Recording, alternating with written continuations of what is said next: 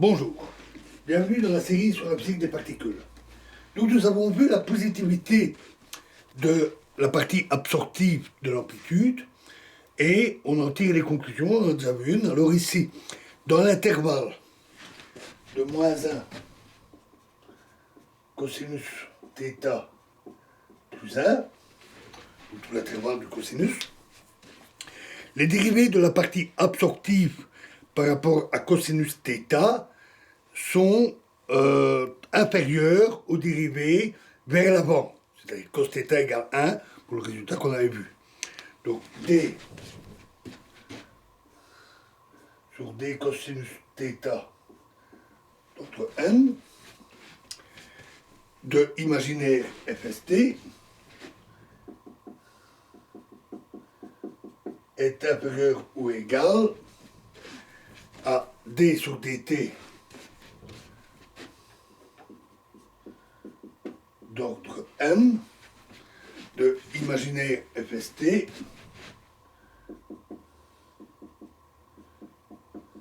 en t égale 0. Et ceci pour moins k carré inférieur ou égal à t, inférieur ou égal à 0.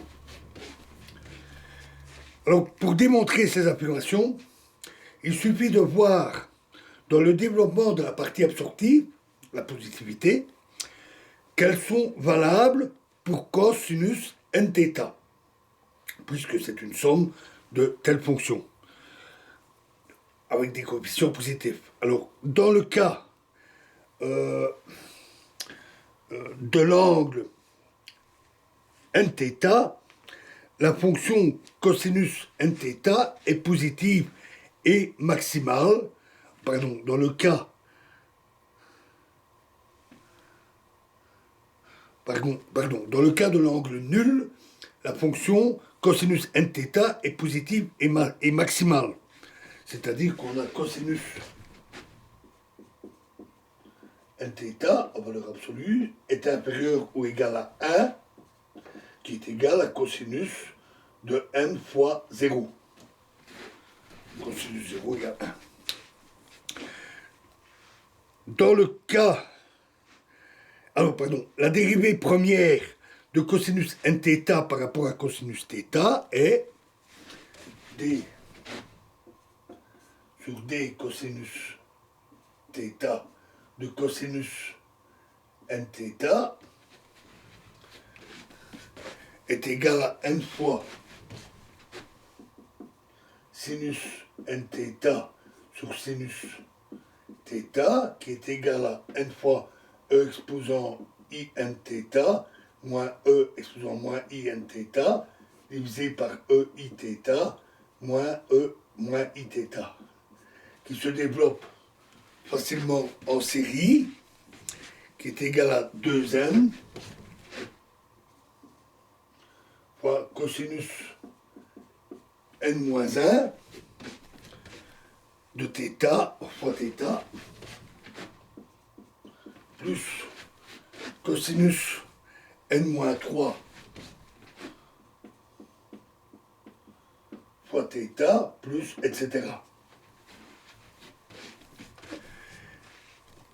Et c'est donc une somme de fonctions cosinus m fois θ, et elle satisfait donc aux prescriptions 1 et 2 qu'on vient de voir, et d'une façon analogue, on peut se convaincre de la validité du résultat pour des dérivés d'ordre supérieur par rapport à cos θ.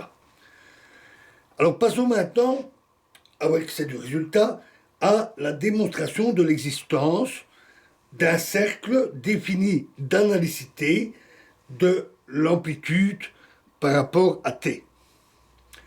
Nous allons nous guider par la relation de dispersion non soustraite de l'amplitude fst par rapport à la variable s avec t fixé, dans laquelle, pour simplifier, la contribution de la coupure de gauche, la coupure de croisement, est pour le moment omise.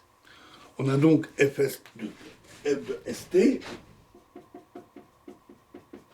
est égal à 1 sur pi, intégrale de S1 égale m plus mu carré jusqu'à l'infini, de ds' imaginaire f s'(t) sur s' moins s.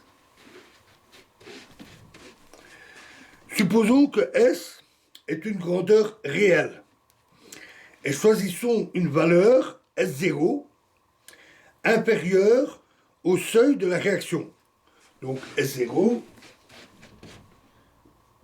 inférieur à S1 égale m plus mu au carré. Dans ce cas, cette formule va se réécrire f de S0t égale 1 sur pi, intégrale de S1 à l'infini, ds' imaginaire f s'(t) sur s' moins S0, bien sûr.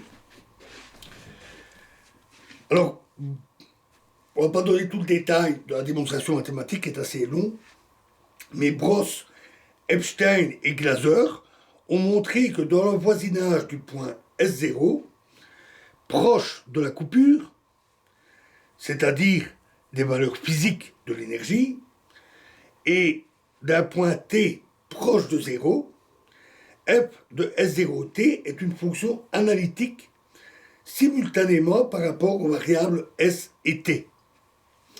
Ceci fait qu'il existe un certain voisinage du point T égale 0, où la fonction f de S0t peut être mise sous une forme d'une série en T.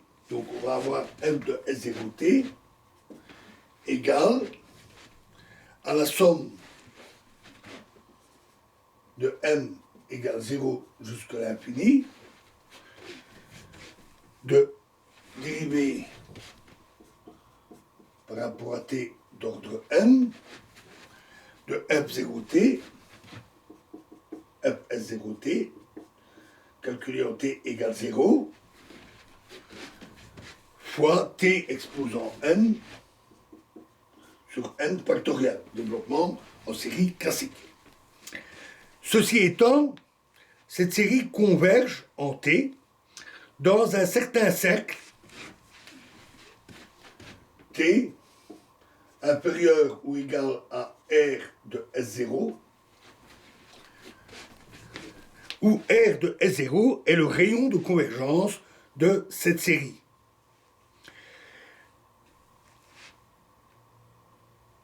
Et ceci entraîne l'existence de cette dérivée énième de fs0t, calculée au t égale 0.